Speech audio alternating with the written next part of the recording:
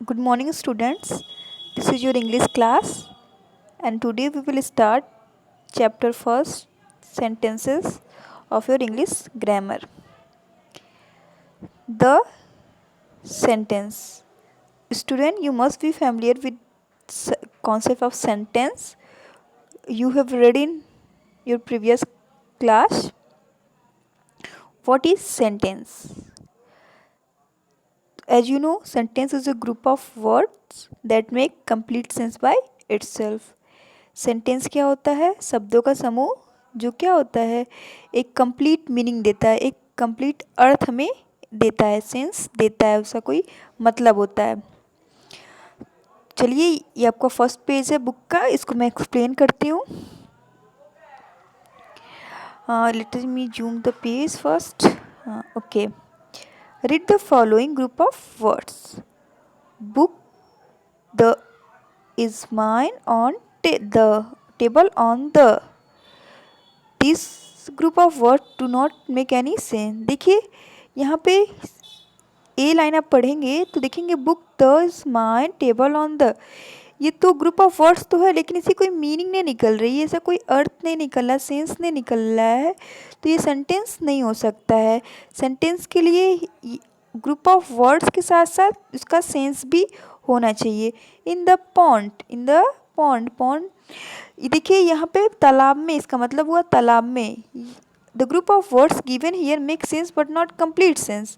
अब देखिए यहाँ पे क्या हो रहा है, यहाँ पे सेंस तो मिल रहा है, मतलब तो है, लेकिन ये पूरा कंप्लीट सेंस नहीं है, तो ये भी क्या है, सेंटेंस हमारा नहीं है। The book on the table is mine, the book on the table is mine, table पे जो बुक है वो मेरा है, और ये ग्रुप ऑफ वर्ड्स क्या हो रहा है, पूरा सेंस दे रहा है, तो ये क्या हो गया, हमारा सेंटेंस हो गया। तो आपको सेंटेंस क्लियर हो रहा होगा। द एग्जाम्पल दिया हुआ है यहाँ पे, the theatre is near my house, the theatre is near my house, ये क्या है, एक सेंटेंस है कि जो थिएटर है, थिएटर मीन्स आप लोग जानते होंगे सिनेमा घर, वो मेरे घर के पास है।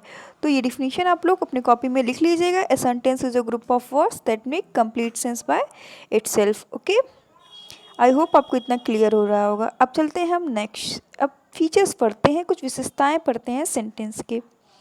देखिए फर्स्ट दिया हुआ है, sentence consist of a word that make complete sense. ये तो मैंने आपको बताया है कि उसका एक कंप्लीट सेंस होता है, कंप्लीट अर्थ होता है, पूरी उसकी मीनिंग होती है कुछ। देखिए उसमें एक वर्ब भी होगा, सेंटेंस में एक वर्ब होता है, एटलीस्ट एक वर्ब तो होता ही है, एक से ज़्यादा वर्ब भी हो सकते हैं। और सेंटेंस हमेशा एक कैपिटल लेटर से बिगिन होता है। जब हम कोई सेंटेंस लिखना शुरू करते हैं, जैसे कि मान लीजिए आप, मुझे बोलना है माय नेम इज़ गोल्डी, तो हम जब सेंटेंस का पहला वर्ड है उसमें एम किससे लिखेंगे, हम कैपिटल से लिखेंगे। ठीक है, हम कोई भी सेंटेंस जब लिखते हैं तो उसके पहले वर्ड का पहला लेटर क्या लिखते हैं, हम कैपिटल से लिखते हैं।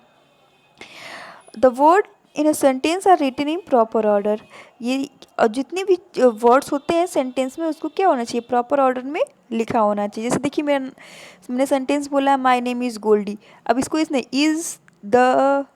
इज़ माय नेम गोल्डी ऐसे नहीं बोल सकते हैं, इसका क्या होना चाहिए, एक प्रॉपर ऑर्डर होना चाहिए। सेंटेंस में सब्जेक्ट और प्रेडिकेट भी होता है।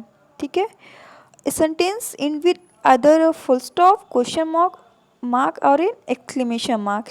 सेंटेंस या तो फुल स्टॉप से एंड होता है, या तो क्वेश्चन मार्क, या तो एक्सक्लेमेशन मार्क, इन तीनों से सेंटेंस एंड होते हैं। ठीक है, तो ये से फीचर्स सेंटेंस के, तो इसको अपने ध्यान में रखिएगा।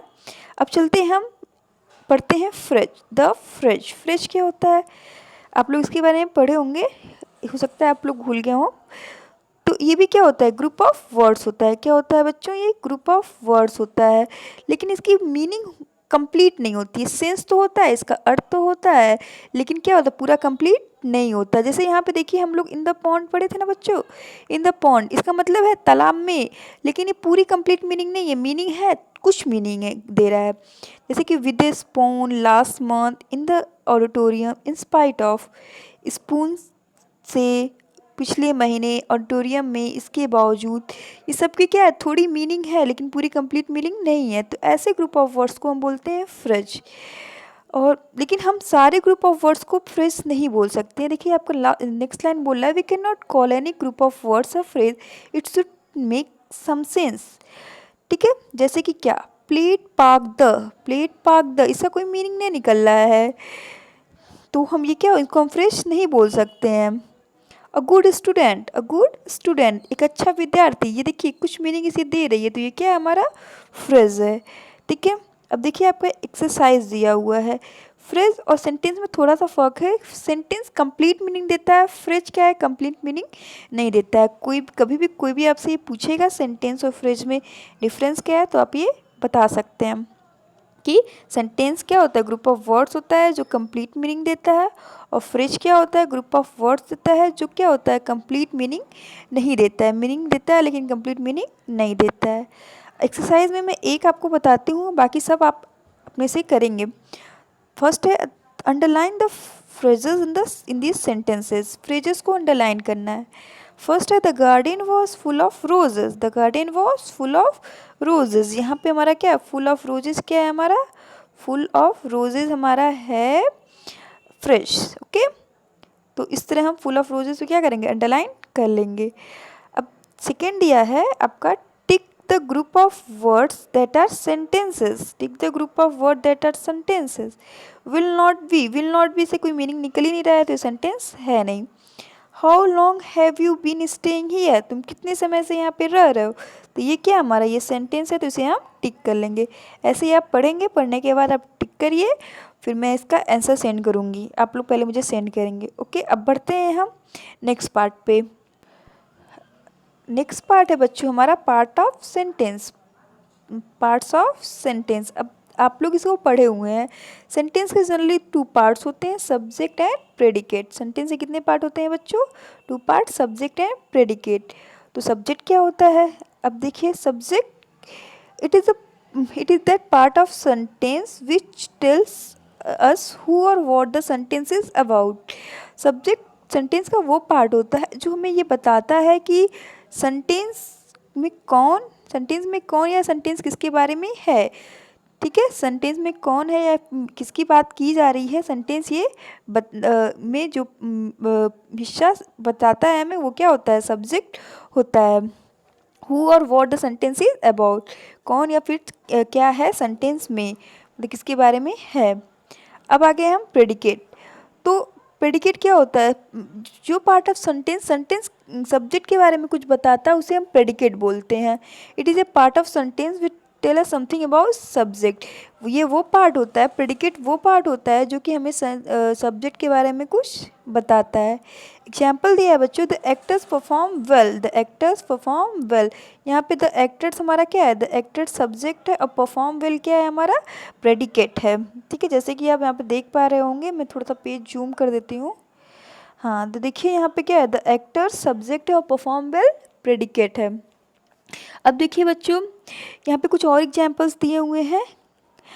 यहाँ पे सब्जेक्ट अलग किया है बॉक्स में, प्रेडिकेट अलग किया हुआ। Babies cry, babies cry, the lights are on, the Indian team won the match, my father best friend gave him a present.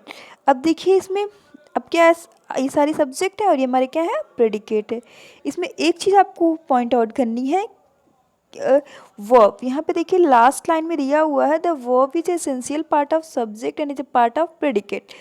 Verb क्या होता है, सेंटेंस का बहुत ही ज़रूरी हिस्सा होता है और वो प्रेडिकेट का पार्ट होता है। अगर आपसे कोई क्वेश्चन पूछे, क्रॉस क्वेश्चन पूछे कि वर्ब सेंटेंस में किसका पार्ट होता है, सब्जेक्ट का या फिर प्रेडिकेट का, तो आप क्या बोलेंगे, प्रेडिकेट का। वर्ब किसका पार्ट होता है, प्रेडिकेट का। यहाँ पे वर्ब क्या है, क्राई, यहाँ पे वर्ब क्या है, आर, यहाँ पे क्या है, वॉन, यहाँ पे क्या है, गेव। ठीक है, ये तो हो गया हमारा subject and predicate. I hope आपको इतना क्लियर हो रहा होगा। अब कुछ और बातें हैं जो मुझे सब्जेक्ट के बारे में बतानी है। देखिए यहाँ पे आप देखे होंगे सब्जेक्ट हमेशा पहले आया हुआ है, प्रेडिकेट के पहले आया हुआ इन सेंटेंसेस में। लेकिन कभी कभी क्या होता है बच्चों की, सब्जेक्ट क्या होता है, बाद में भी आ जाता है और सेंटेंस के बीच में भी आ जाता है, तो वहाँ पे हम कैसे पहचानेंगे। यहाँ पे देखिए कुछ एग्जाम्पल्स दिए हुए हैं आपके। At the corner of the room set the princess, princess क्या है, corner of the room, room के कोने में बैठी है। तो यहाँ पे एट वन कॉर्नर आपका नहीं होगा सब्जेक्ट, यहाँ पे सब्जेक्ट क्या है, द प्रिंसेस। बात किसकी की जा रही है सेंटेंस में, सेंटेंस में कौन है, प्रिंसेस है, तो हमारा सब्जेक्ट क्या हो गया, प्रिंसेस। सेकेंड सेंटेंस है सेम उसी तरह, in the jungle lived a lion, तो यहाँ पे हमारा सब्जेक्ट क्या हो गया, अ लायन। और इसी तरह अब देखिए इम्परेटिव सेंटेंस, आप लोग पढ़े होंगे इम्परेटिव सेंटेंस में बच्चों की उसमें सब्जेक्ट क्या होता है। तो हमेशा याद रखिएगा जहाँ पे सब्जेक्ट नहीं दिखता है हमें जिन सेंटेंस में, वहाँ पे सब्जेक्ट होता है यू। देखिए यहाँ पे क्या दिया हुआ, गो देयर, गो देयर, यहाँ पे हमको सब्जेक्ट नहीं दिख रहा है तो यहाँ पे सब्जेक्ट क्या छुपा हुआ है, यू। अब आगे पढ़ेंगे इम्परेटिव सेंटेंस के बारे में।